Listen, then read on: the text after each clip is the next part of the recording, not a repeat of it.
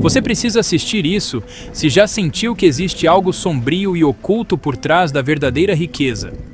Algo que os clássicos góticos sussurram, mas quase ninguém ousa decifrar.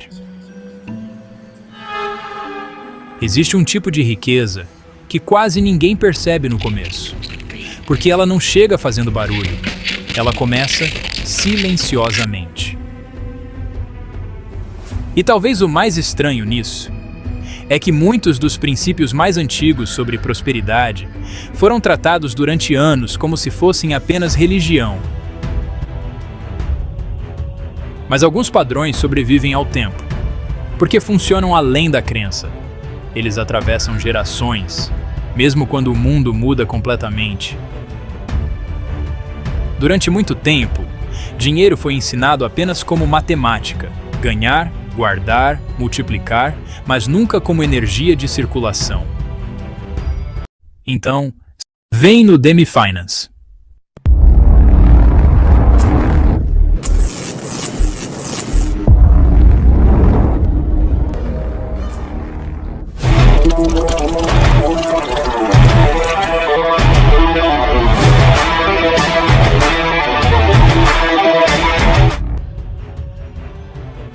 E talvez esteja aí uma das partes mais ignoradas sobre prosperidade, porque aquilo que não circula também começa a parar quem segura. Existe um motivo curioso para civilizações antigas associarem abundância à generosidade. Não como caridade vazia, mas como alinhamento. Quase todos os povos antigos falavam disso, de formas diferentes, mas apontando para a mesma direção. Nada cresce, apenas acumulando. E mesmo hoje, em um mundo movido por algoritmos, o princípio continua aparecendo, disfarçado em outras linguagens. Alguns chamam de reciprocidade, outros de frequência, outros apenas observam e preferem não ignorar o padrão. Porque existe um detalhe curioso. Muita gente trabalha mais, mas continua presa na mesma sensação, como se nunca fosse suficiente. E talvez isso não aconteça apenas por falta de dinheiro, mas por uma relação quebrada com ele, uma relação construída em medo, retenção, escassez. O medo de perder faz muita gente apertar ainda mais aquilo que tem, mas curiosamente, nem sempre isso traz segurança. Existe uma passagem antiga, em Gênesis, quase esquecida por muita gente, a história de Jacó, e ela fala muito mais sobre prosperidade do que parece. Jacó entendia algo importante, que permanecer dependente para sempre também era uma forma de prisão, mesmo trabalhando todos os dias. Então ele observa padrões, movimentos, ciclos, e começa a usar inteligência, onde antes existia apenas esforço. Não foi sorte, não foi mágica, foi percepção, estratégia aplicada com constância.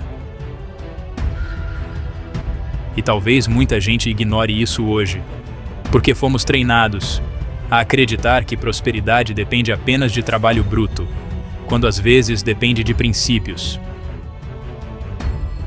Princípios silenciosos, que quase nunca viralizam, porque não parecem rápidos, nem fáceis. Mas continuam funcionando, década após década, mesmo em épocas diferentes, mesmo em sistemas diferentes. Existe algo poderoso na mentalidade de alguém que aprende a contribuir antes mesmo de sentir abundância, porque isso muda a percepção da escassez. E não se trata apenas de religião.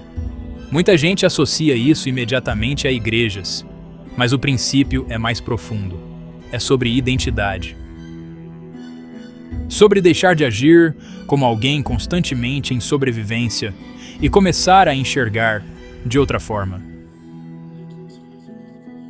Curiosamente, muitos dos grandes nomes da música, dos negócios e da arte carregavam hábitos parecidos. mesmo sem falar disso abertamente. Pouca gente comenta, mas até figuras extremamente influentes estudavam princípios antigos de prosperidade. Michael Jackson era um deles. Não apenas sobre dinheiro, mas sobre visão, legado, impacto além do consumo imediato. Porque existe uma diferença entre ganhar dinheiro e construir abundância, e quase ninguém ensina isso direito. Ganhar dinheiro pode ser rápido, mas abundância envolve estrutura emocional, mentalidade, fluxo contínuo.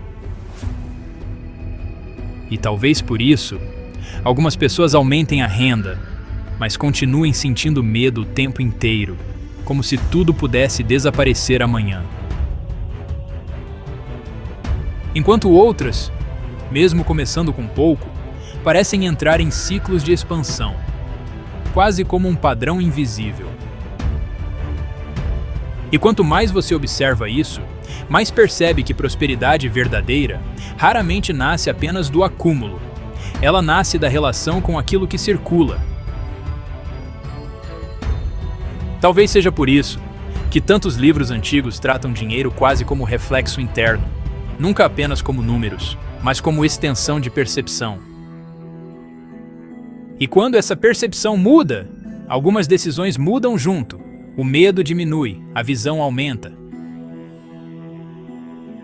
Existem obras que exploram exatamente esse tipo de mentalidade, não como autoajuda superficial, mas como leitura das estruturas invisíveis do comportamento humano.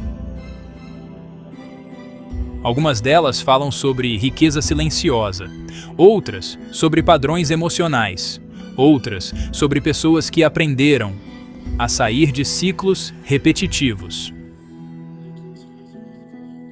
E curiosamente, muitas dessas histórias parecem ficção no começo, até que certos trechos começam a lembrar a vida real. Talvez porque toda grande transformação começa primeiro na forma de enxergar, antes de aparecer na conta bancária, antes de aparecer externamente. Existe um detalhe importante nisso tudo.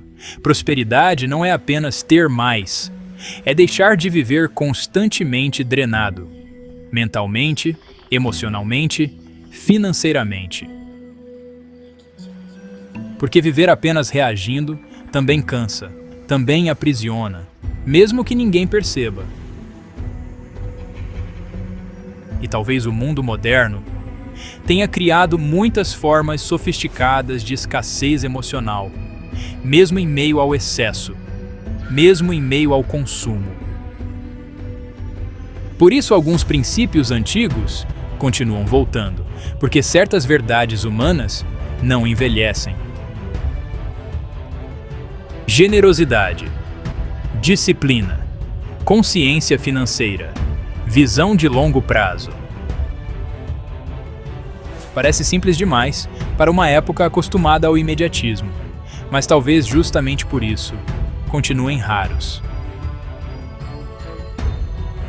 E quando algo raro permanece funcionando, vale pelo menos observar, mesmo sem aceitar tudo imediatamente, mesmo sem concordar com tudo.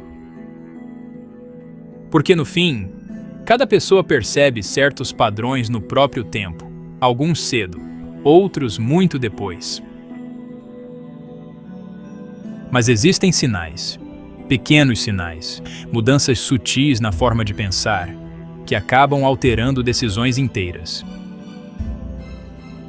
E talvez seja exatamente aí que muitas viradas começam, silenciosamente, sem anúncio. Se certas ideias aqui pareceram familiares, talvez seja porque esses princípios aparecem há muito tempo, em histórias, registros e obras que quase ninguém lê com atenção hoje. Algumas dessas obras continuam circulando, discretamente, como peças espalhadas de uma percepção maior. E às vezes, um único trecho já muda completamente a forma como alguém enxerga dinheiro, tempo e liberdade. Talvez por isso, algumas leituras não pareçam apenas entretenimento, mas espelhos ou alertas silenciosos. E quem encontra certos fragmentos raramente sai exatamente igual depois, porque algumas ideias continuam ecoando por muito tempo. Se esse tipo de conteúdo faz sentido para você, talvez ainda existam outras peças dessa conversa esperando para serem encontradas, no tempo certo. E curiosamente, esse tipo de mensagem nunca se espalha por obrigação. Ela circula naturalmente, entre pessoas que reconhecem valor nela. Então, se algo aqui ficou na mente, talvez valha permanecer por perto, porque ainda existem muitas histórias que quase ninguém percebe nas entrelinhas. No fim, prosperidade talvez nunca tenha sido apenas sobre dinheiro, mas sobre enxergar aquilo que a maioria ignora todos os dias.